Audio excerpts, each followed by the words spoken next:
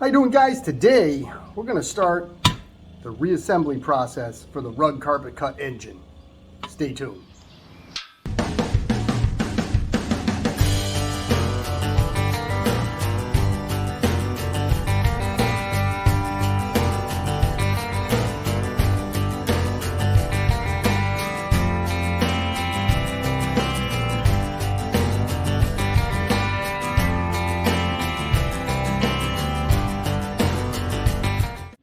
It took about 2 weeks for all the parts to show up, but now I basically have everything I need, that I believe, to get the motor back together. So let's run through the parts real quick, and so that way you can get a synopsis of where I'm going with the motor. So obviously the block needs to be honed. The valve seats, I've already cut the valve seats with my New Way tool, but I'll show you how I did that in general. Then we're going to lap the valves. This is one of the, out of the two heads I have, this is the better head of the two. It's actually basically mint shape. I just glass beaded it to get all the burnt oil that was on it off. It cleaned up real nice. We'll surface it and then we'll polish the chamber. I got this NOS muffler for it. This was cheap. It was like $7, I think, this muffler. So it's going to have an NOS muffler. This is the exhaust diverter that came off one of the other mufflers that I had. Again, I just glass beaded it real quick. I just did the outside and then hit it with some etching primer. I'll probably paint this all with high temp aluminum so it just looks good. As for the piston, I found a brand new piston. This was cheap. This was $7. So it's getting a brand new piston. I'll reuse the pin and clips from the original piston because it's fine. A new set of rings and a new rod. So basically this reciprocating system will be essentially brand new. This in this box has the two oil seals. This one's specifically the part number for the PTO side. The flywheel side is in there. I just threw it in the same box because it came literally loose in an envelope. So whatever, it's the right one, it doesn't matter. We have an ignition kit here. This has a new condenser, a new set of points, a new plunger rod, and a new flywheel key. So everything I need is right there. This is a quickie kit for the carburetor, which is the diaphragm and the new jet. So all of that will be replaced. I found this correct air cleaner online. It was like, I think I paid $12 for it. It was missing the center section, this piece here, but I had a couple of them out in the shed, so I just grabbed one. So that's that. This is a new air filter, which is the correct part number, but not the correct air filter for this air cleaner. So all I'm going to do is I'm going to mark it, cut it down, make it fit. I'm not going to buy another one. Gasket kit with the basic gaskets. We got a new coil here. The bolts are for, this was 1032 or 1024, sorry. But because they were so blown out, I just went ahead and tapped it 1224. So these are the new bolts. I just gotta, these little slots, I just gotta barely grind those slots open just a hair. So this bolt will fit in and everything will bolt down. We should be fine.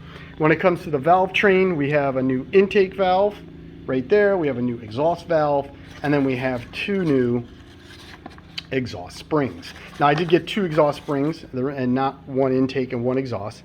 And the reason for that is the exhaust spring has a little bit more seat pressure, and this will just give the intake valve a little bit stronger seat pressure, so it'll seal a little bit better. Next up, I think the first thing I'm going to do is I'm going to go ahead and clean the crank. So let's get the crank in the vise and let's get it done. With the crank in the vise, I went ahead and sanded the portion that goes into the recoil with a piece of 120 and then followed up with a piece of red Scotch-Brite. And I sanded it in a shoe shine style. This section here, I just used the red Scotch-Brite because this is what rides in the upper portion of the block. On the back side, I sanded the portion that sticks out of the engine with 120 and then did it with the red Scotch-Brite. Where it rides in the lower section or the base plate, because there is no bearing, it rides the steel against the aluminum. I just went ahead and cleaned it with a red Scotch-Brite in the shoe shine style. So that way that's all clean. I hit the keyway with a file just real lightly just to make sure there's no sharp edges. So when we put the new seal on, we don't nick the seal. So that's all nice and clean. And I did the same with the keyway over here, just so there's no burrs, there's nothing to get in the way of the flywheel. Now for the journal, what I'm going to do is I'm going to go ahead and get a piece of 2000 grit, or maybe 2500 actually. I'll put some WD-40 on this, and then I'll just, in a shoe shine pattern, I'll go ahead and polish, sand the journal itself, so that way there's no nicks, there's nothing wrong with it.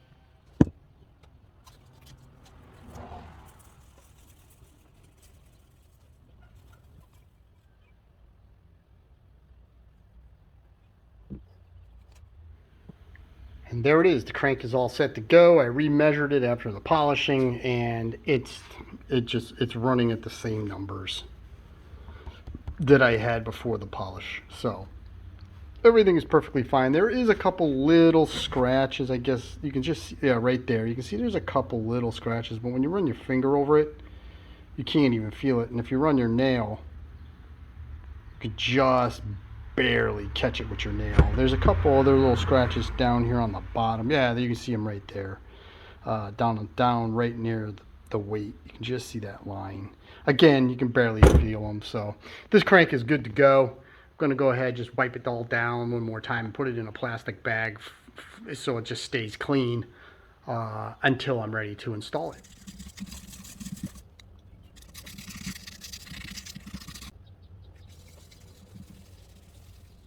All right, so glass beaded the outside, went ahead and sanded and polished the combustion chamber, and then I didn't videotape it, but I went down into the basement, put it on my surface plate, and went ahead and surfaced the head. So the head can go over with the crank because it's all set to go. And when I put it up here on the motor and I try to rock it a little bit,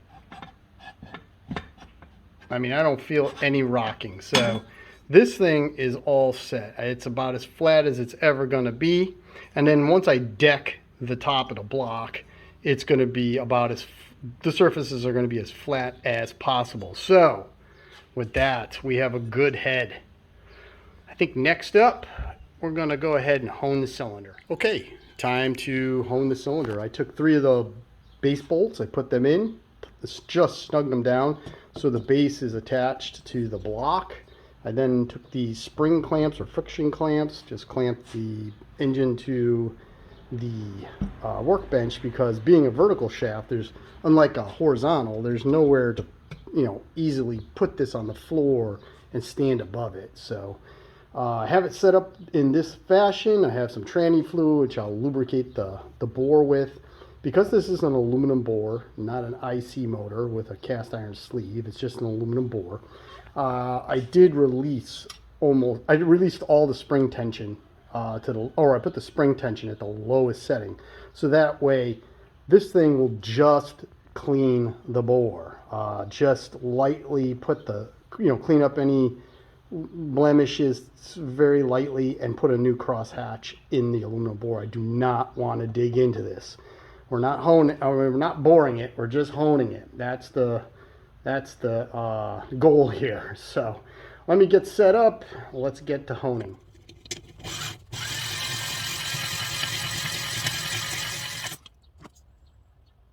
With the hone complete, it does look good. I was hoping for a little better, but I'm just not going to dig at it. I got a new set of rings, I'll end gap them to the bore. I did remeasure it, and it was maybe about thousandth and a half bigger than it was, so no big deal. Next thing I did was I went ahead, put the smallest pilot in, got my New Way cutter, and cut the valve seats. Obviously I touched it and used a wrench, but I've already done it, so I'm not going to do it right now. So that leaves us with one other thing to do. We're going to go ahead and lap the valves into the seats.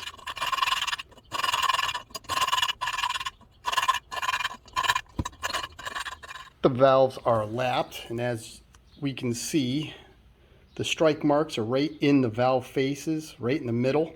So that's exactly what I like to see. The seats themselves are nice and smooth all the way around. They're nice and even all the way around. So in my opinion, that's exactly how we want to see those also.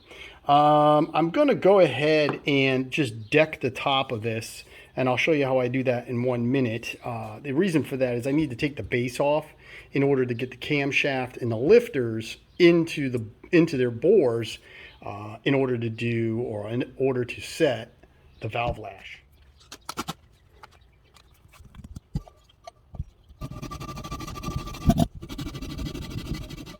The block is decked. I sanded it for quite a while. There's just this one spot that's just barely low, but I had sanded it so much that, even this was starting to get a little bit thin. So I'm like, you know what? I'm just going to stop. There's plenty of clamping power right in there. And when I put the head on, I actually reach over here, grab the head, and put it on the block itself.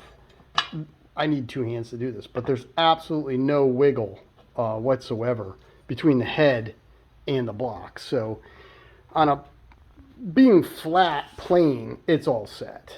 I put the cam in. I also installed the lifters. I've gently slid the valves into place.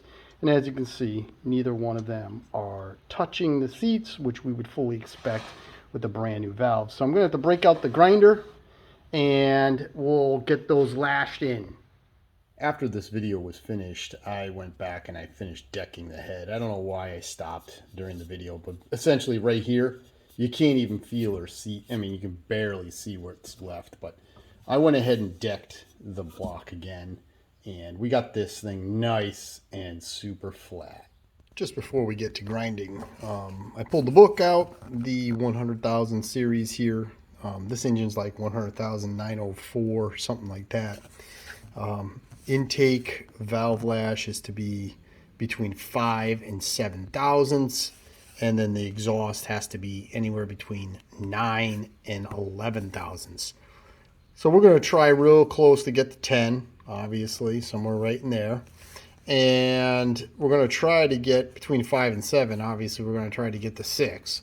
That's going to be the ultimate goal. But I got the valves right over here in the bucket. Let's get the grinder. Let's get some sanding paper, and let's set the lash.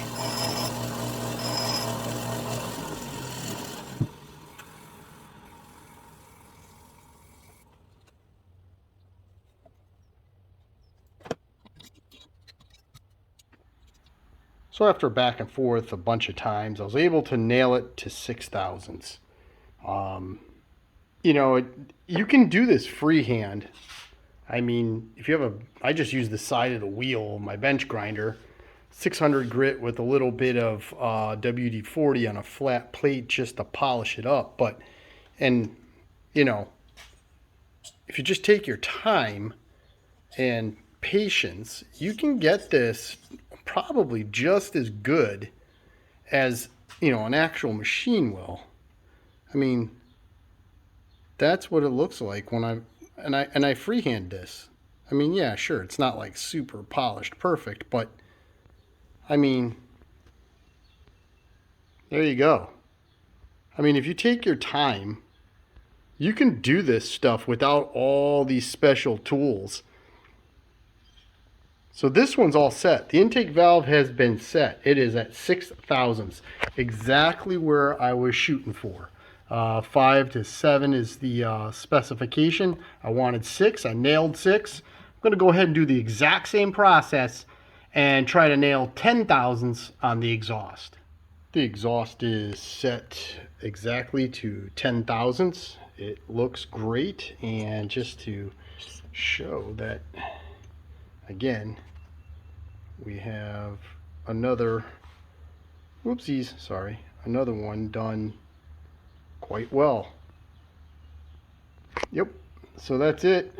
This is a done deal. The exhaust valve is set to 10. Intake was set to 6, which is right in the middle of our specification. Next and last is to set the ring end gaps. Now that's kind of interesting because I couldn't find an exact ring end gap for the Briggs & Stratton, and I'll show you that in a second. But typically you want 0.004 per inch of bore. So 0.004 times 2.5, because that's the 2.5 inch bore.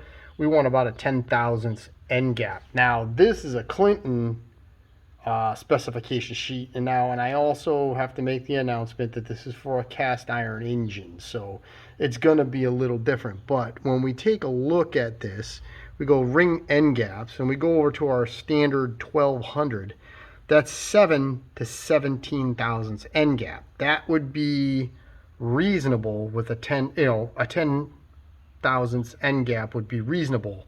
So that's right in there. Now we go over to the book and we take a look at the specification. Here is gap, ring end gap rejection size. So this would be the maximum. And for the 100,000 series, for the compression ring, maximum is 35 thousandths, and the oil control ring is 45 thousandths. So fairly large gaps can be in these motors. And I think what we're going to do, or what I'm going to shoot for, is I'm going to shoot for about 12 thousandths. All the rings. I'm going to shoot for 12 thousandths. So let me get cleaned up and set up to do ring end gaps, and we'll see what kind of damage we got. Things are set up for the end gapping of the rings. We got the rings right here. Typically what I will do is I'll use my Dremel, with the sanding, with a grinding wheel, and I'll grind each side of the ring. Then I will file it, sand it so it's nice and smooth, put a little WD-40 on it, drop it into the bore, and then use the feeler gauge to set the end gap. I'm thinking, like I said, I'm thinking to shoot for 12 thousandths. So let me get started. First ring is in the bore. As you can see, we have it, you can see the end gap right there. It is pretty darn straight for a freehand. Again, a freehand. We are measuring, where is the measurement? Ah, there it is. Let's see if we can get that to focus. There it is, 13 thousandths on this one.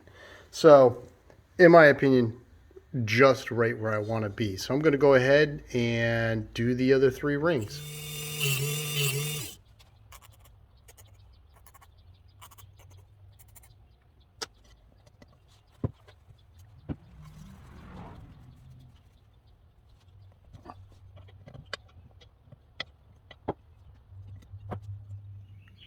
And there is the general way I set my motors up.